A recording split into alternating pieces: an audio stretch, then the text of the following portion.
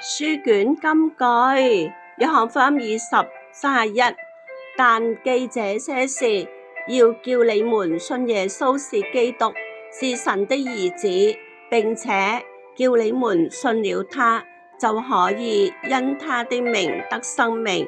咁約翰福音咧係講到佢呢個係選記嚟嘅嗰個內容，咁佢嘅目的係乜嘢咧？係雙重目的噶。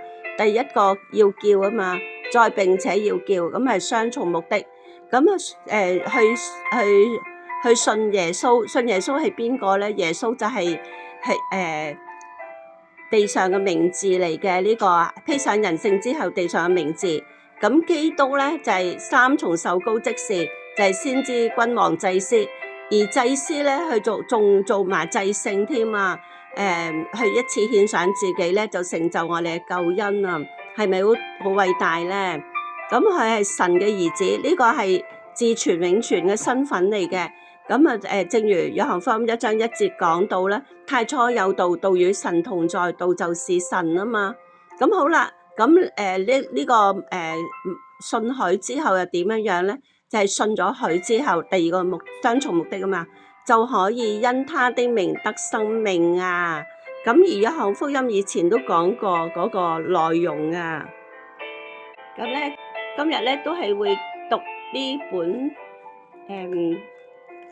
研習聖經嗰個約翰福音簡介俾大家聽。咁使徒約翰咧係耶穌基督喺地上侍奉嘅目擊證人嚟嘅。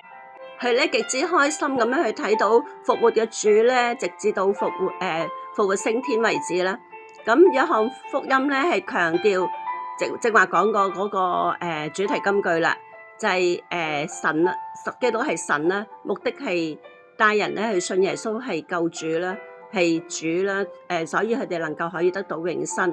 咁約翰福音記載咗9個講論，同埋8個神蹟。8個？係啊，以前講過咧，約翰福音咧係分為2卷嘅，前邊嗰個咧就係記號之書咧係有7個神蹟，後邊咧係榮耀之書。咁而7個神蹟加埋最後一章，將全書嘅最後一章加多一個神蹟就係8個啦。